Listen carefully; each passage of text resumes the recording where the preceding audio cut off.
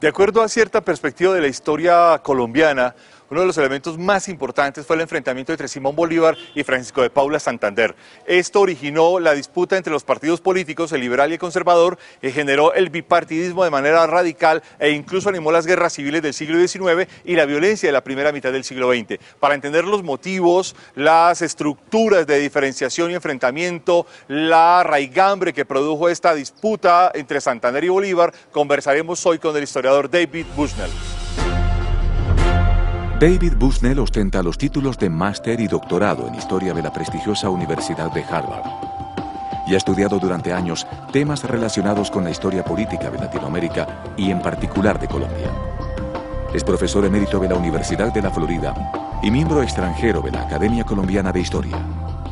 Fue editor de la Hispanic American Historical Review entre 1984 y 1991. Entre sus publicaciones se destacan El régimen de Santander en la Gran Colombia, Eduardo Santos y la política del buen vecino, El nacimiento de los países latinoamericanos y Colombia, un país a pesar de sí mismo.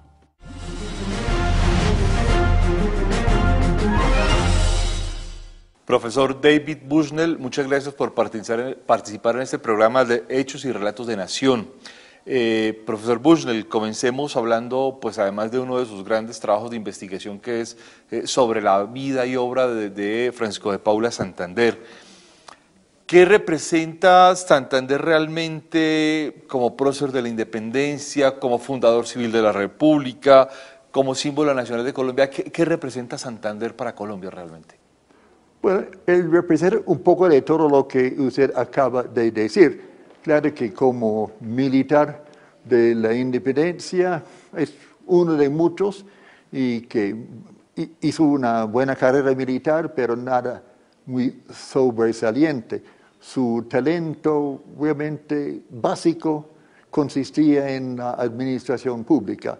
Él dominaba los detalles del gobierno de una manera que probablemente quizás ninguna otra persona o figura de la época habría podido hacer igual que él.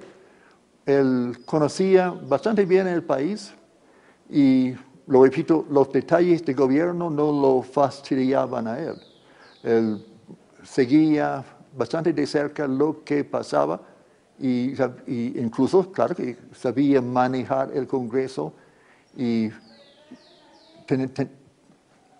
tenía su red de informantes en diferentes partes del país, así que él era quizás la persona más indicada para encabezar el primer gobierno nacional. Claro que hablamos de gobierno realmente independiente, dejando de lado los gobiernos frágiles de la llamada Primera República. Pero y por supuesto que en la Gran Colombia él llevaba el título de vicepresidente nada más, pero era jefe del Ejecutivo. Y después, por supuesto, en la Nueva Granada, como primer presidente constitucional, él sí era, incluso tenía el título de máxima autoridad nacional y pudo continuar la misma obra de construcción de un gobierno que funcionaba más o menos, claro que con inmensas dificultades por la topografía, por la falta de recursos, etcétera, etcétera. Así que distaba mucho de la perfección la obra administrativa de Santander. Pero en comparación con los primeros gobiernos de otros países de América Latina, yo creo que Nueva Granada bajo Santander queda bastante bien librada. Si hacemos comparación, por ejemplo, con la vecina Venezuela, el gobierno de Santander en Nueva Granada, pues pudo lograr adelantos en educación, por ejemplo, que lamentablemente no se continuaron bajo sus sucesores en Nueva Granada, pero que también eclipsan todo lo que hubiera hecho en aquella época el gobierno venezolano bajo el liderazgo de Páez. Profesor Bushnell, de forma muy sintética, ¿cuáles fueran las principales diferencias, las grandes diferencias entre Santander y Bolívar? Bueno, Bolívar, por supuesto, fue una figura mucho más genial. Él tenía grandes ideas. Santander, más bien, pues él absorbía ideas ajenas y las utilizaba en su obra administrativa, pero no tenía la originalidad de Bolívar, claro que tampoco tenía la carisma del Libertador y mucho menos tenía ese estilo literario tan magnífico que adornaba a Simón Bolívar. Los escritos de Santander son bastante aburridos para curar el insomnio, muy a diferencia de Bolívar. Bolívar, sí, un tipo mucho más brillante y claro que sin igual en América Latina de su época para liderar una gran empresa de liberación continental, para inspirar multitudes, etcétera, etcétera. Pero no tenía, yo creo que él, bueno, claro que él nunca le habría interesado quedarse sentado día tras día en un despacho, bufete de administrador, como sí hacía Santander. El Bolívar no era para los detalles, Santander sí. En esa perspectiva, profesor Bushnell, ¿cuáles son los principales elementos que con la presencia de Santander se dan hacia la disolución de la Gran Colombia? Creo que claro que la disolución de la Gran Colombia pues, tenía muchas causas inmediatas y también, pues claro, más bien de largo plazo. Yo creo que probablemente en última instancia la Gran Colombia era una edificación insostenible por las distancias, por las rivalidades regionales, etcétera, etcétera. Con o sin Santander, con o sin su rivalidad con Bolívar. Porque claro que existían rivalidades entre Nueva Granada y Venezuela, Nueva Granada y Ecuador, y Santander no fue causa de esas tensiones.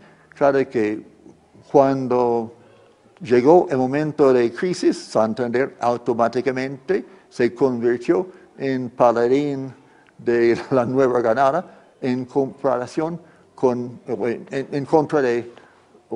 en el enfrentamiento, digámoslo así, con Venezuela y en menor estado, sí, también menor importancia Ecuador.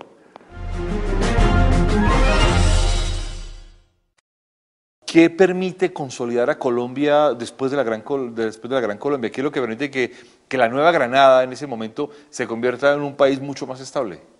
Sí, sí, un poco más estable por lo menos. Un poco más que la Gran Colombia. Sí, bueno, claro que un país más pequeño, por eso mismo, más manejable y más, bueno, claro que más compacto y también con unas diferencias económicas y sociales no tan claras, y con interés, no tantas diferencias de interés económico o social como antes en la Gran Colombia, en donde, por ejemplo, Venezuela es básicamente una región agroexportadora, Nueva Granada no. Y por eso, claro que hubo ciertas diferencias en cuanto a preferencias en cuanto a política económica. Ya en Nueva Granada, Santander no tenía que ajustar políticas a los deseos de los agroexportadores venezolanos, pudo hacer unos intentos no muy exitosos de protección industrial que, claro, que habrían rechazado los venezolanos. Así que se simplificó bastante en comparación con la Gran Colombia la obra de gobernar. Pero así y todo, la Nueva Granada misma enterraba en sí misma una cantidad, como todos sabemos, una cantidad de diferencias regionales, rivalidades, distintos intereses, etcétera, etcétera.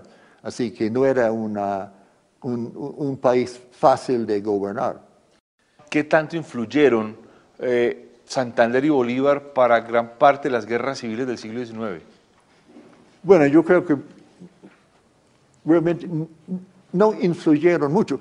Bueno, claro que sus nombres se apropiaron por las diferentes facciones políticas. Los liberales diciéndose herederos de Santander y los conservadores de Bolívar.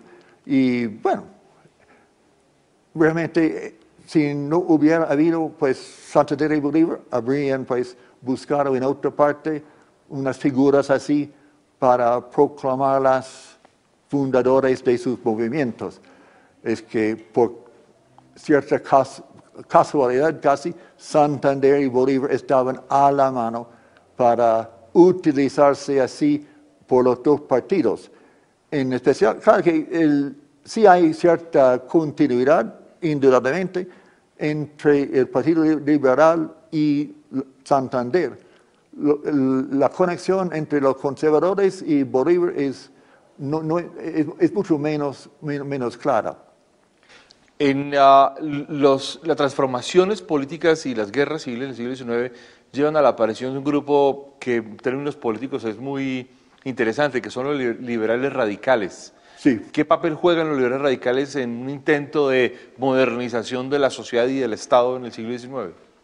Pues claro, fue un intento pues sumamente interesante, por supuesto, y que no fue totalmente infructuoso, porque unas cosas que hicieron los radicales debían hacerse, como la abolición del estanco de tabaco, la introducción de libertad de cultos, o por lo menos en la letra de la ley. Antes, claro que de hecho había existido una libertad bastante grande, o tolerancia por lo menos, de cultos en las principales ciudades.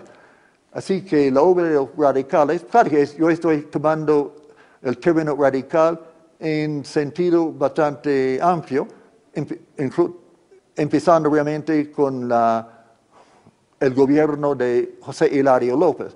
Los radicales que se llamaban así radicales, por supuesto que son los que llegaron al poder con la Constitución del 63. Y en todo caso, hicieron unas cosas importantes, algunas cosas necesarias, y claro que también unas cosas lamentables, o sea, quizá un debilitamiento excesivo del poder estatal, claro que por su terrorismo excesivo, pero no solo por eso, es que ellos eran sí realmente enemigos para ellos el mejor gobierno era, como se había dicho, el gobierno que gobernaba menos. Es lo que en general practicaban. Así que el país carecía de una mano realmente firme durante los decenios de